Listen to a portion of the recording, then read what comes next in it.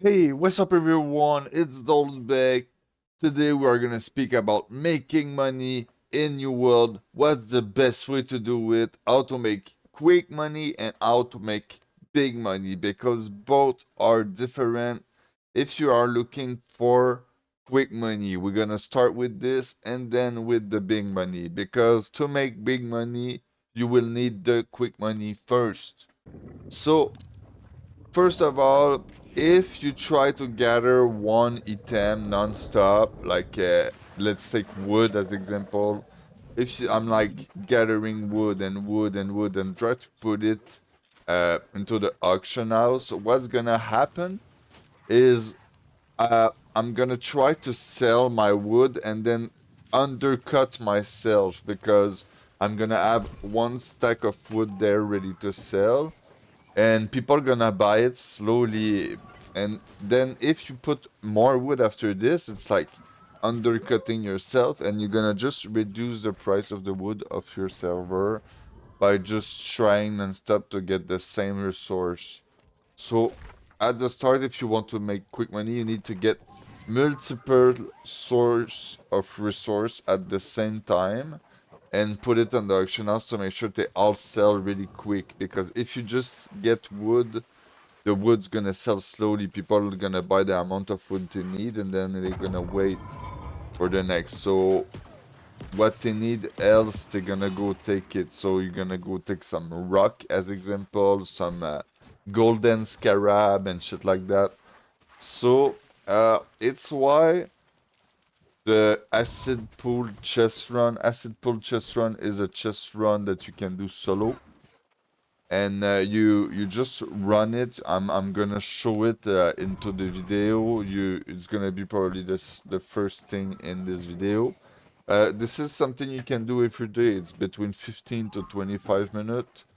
And this is what I did the mostly at the end of the game when I was bored, because you see at the start of the game doing dungeon was painful. I was just doing dungeon after dungeon and I was rolling in money. But then they like nerfed the dungeon to the ground and they don't do money anymore. So right now what I was doing, it was just the chest run every day, the acid pool, because I hate doing the big chest run. It's like a waste of time kinda. So just doing the pool is just, it was just enough for me, and the rest I was just doing OPR. You know what is outpost rush, and between my OPR I was tending on some resource, and when I was spawning from my OPR I was able to take those resource, and yeah, so most of the time I was tending into the resource on one of those spots that I'm gonna show you later in this video. You're gonna see there's some orichalcum spot, there's a like mining spot, wood cutting spot, and it's your choice at this point. It's whatever you want, whatever you need, whatever is your goal in the game. You can just go to outpost rush, and between your outpost rush you just take your resource. You say to wait a bit, I'm taking my resource. Okay, the resource is done, queue up. You are queuing up, and then poof, you find outpost rush, and when you get out, poof, your resource respawn. But there are some people that are hardcore grinder that are just doing big route. And when you have a when you have a goal in the game, sometimes this is what you need to do. And for the big route, there is some key thing to remember in the game. Like, if you look on the map, you can see the difference between the rock. Like the rock are most of the time around mountain and cliff, and the tree. They show you the difference on the map. And if you run around the big cliff of rock, more a rock is big, more there is some chance to have some mining spot onto it. So you just look the big cliff of rock into the map and you're gonna find some mining spot. Like, yes, you can go look for some tutorial for finding the best mining guide, but they added so much resource in the game that you're probably gonna get the old mining guide and you don't need it anymore. Right now there's so much resource in the game that you can almost just run in straight line and just gather everything and then sell it into the auction house. I know I did it And what I was doing during a good time, I was just keeping like the outfit with me to, you know, the wood cutting outfit, the mining outfit, and all those things. And when I was going to a spot, I was putting the wood cutting outfit. There's some potion that you can drink that make you get more resource to when you take it. So this is a really good way. You need to use those potion. I don't remember the name. It's you need to use those potion. All right, you find those potion.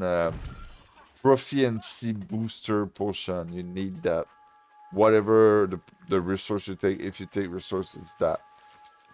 So yeah, the golden scarab first, the resource second, but you, now this is how to get the quick money, alright? Now the slow money, it's more, let's speak about crafting and flipping. So you can craft for people, you can craft for yourself, or you can craft for the auction house. Like, okay, so what people will need to do what? They're gonna need those two perk. Okay, so I'm gonna try to craft those two perk and get a random third, and I hope that the random third is good, so I can sell it into the auction house. And this is one of the best way to do money. Like, you're gonna do more money that by like if you manage to do good crafting and good flipping, you will do more money than by gathering shit and just the scarab run is time gated, so you cannot do it all the time. And gathering resources is not that much painful. It's just gathering resources just to build up like money base at the start and then do the rest. I know some people like at the start, I was doing like RuneScape Iron Man, and I was not playing too much with the auction house. I was just trying to have fun with the auction house. But my gear that I was owning, I was trying to outcraft it by myself, and it's not really good to think like this in your world. Like the Iron Man concept, just buy and sell your shit into the auction house. You're gonna have way more fun like that. And crafting everything by yourself, you just make no sense almost. Because when you reach level 60, you're gonna do dungeon and then you're gonna get some good minimal gear and then you're gonna craft what you need and that's it. I don't know, man. It's hard to explain like that. But yeah, you're gonna need some dungeon gear and you're gonna need some PvP gear. And then you're gonna have some gear that you want just to play around. So crafting is a really good thing to do because then you're gonna be able to craft your gear and get some money out of it. Some people will tell you to do the cooldown every day, but like I never really did my cooldown and I always been rich in the game. But yeah, the cooldown is a way to do money in the game. It's just overrated, like very very overrated. The flipping, like I'm gonna go show you a money making flipping guide into this video. It's a really quick way to see how to flip, and you can just apply it to any other item and more you're gonna have knowledge into the game, more you're gonna be able to do more better flip. Like uh, there's a lot of time that I was just watching the item, like the great axe, and when I was finding a great axe that was underpriced, I was just buying it and selling it back. And sometimes I was doing 15k in one buy, and plus like 15k is what you're gonna do now because they nerfed everything. So it's probably between 15 and 25k per flip. Probably gonna be the best you can do most of the time. Maybe you're gonna do more, but it's gonna be raw. But in the past, there was some item that was pricing a lot, and the money had like less value in the game. So there was some way bigger flip in the past. But yeah, flipping is one of the great way you're gonna make money in this game, and you need to do it if you really want to get rich. Like, you can do war and own, yeah, I guess war and owning territory would be one of the good way, but most of the pay that you're gonna get by your team is gonna be between like 10 to 50k. If you own the territory and you're the leader, then you can probably get more on if you are leadership position.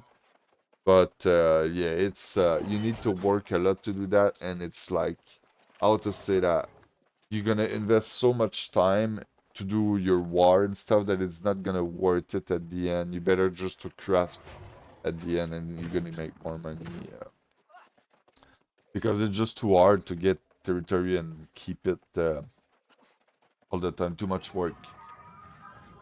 So yeah, I think this is it for this video. Thanks everyone for watching. If you want to know something, if you have some idea for some video, just tell me. I'm ready to go.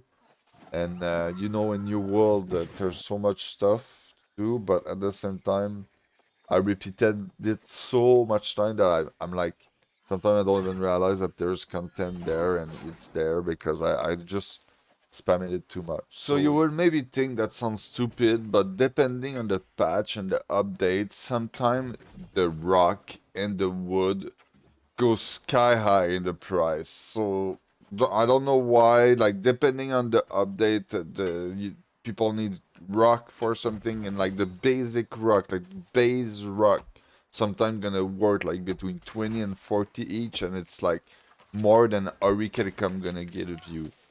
And you see this boat, if you reach the top over there, I don't know why, there's some Auricalcum into it, and it looked pretty nice. It's pretty a nice place. And if you stay there between the OPR, you're almost sure that nobody's gonna contest your Auricalcum, and you're just gonna be able to stay there and always min it.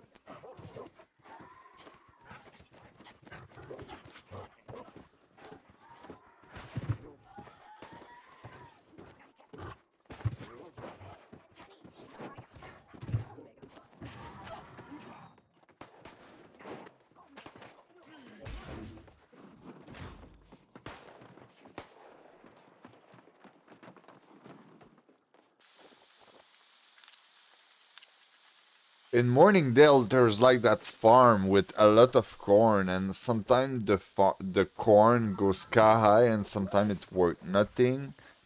So yeah, try your shot, man.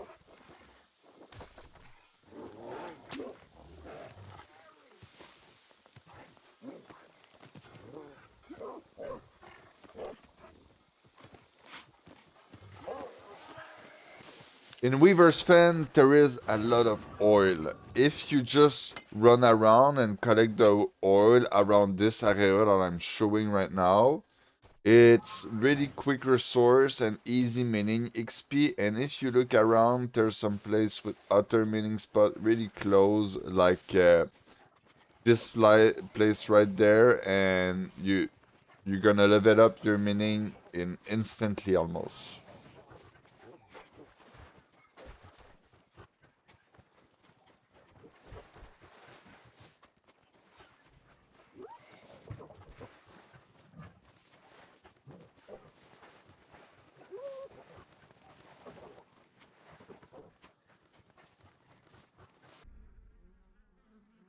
So basically, this is how the easiest way to trade work in this game.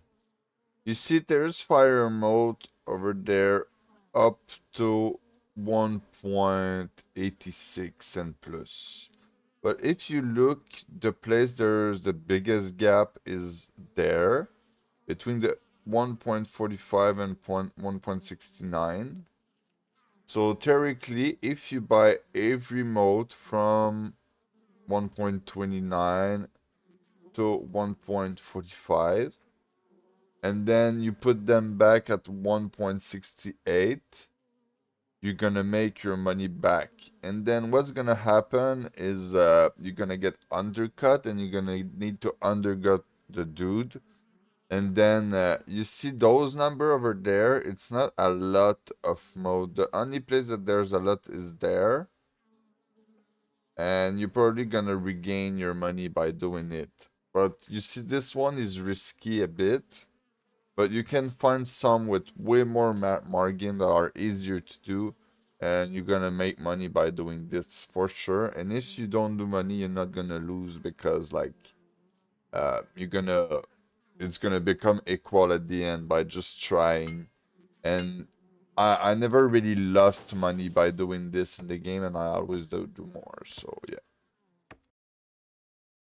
So when you are getting your standing, remember that the most important is the trading fee, because even if you are a crafter, most of the time you're gonna buy more stuff to craft than you're gonna craft. So always level up your trading fee first, and your standing is just the other option when trading fee is not there.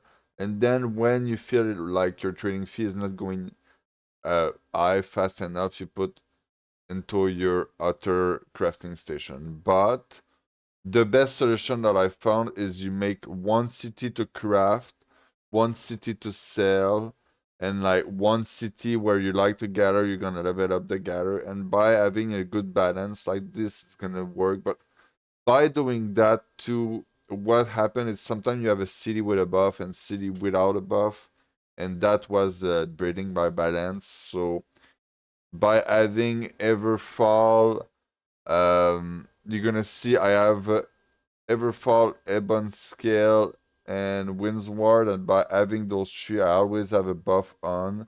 Maybe you can switch Ebon Scale for another one, but by having the tree house on those main territory, or like on any main territory, you're gonna have more chance to have the buff for your trading or whatever.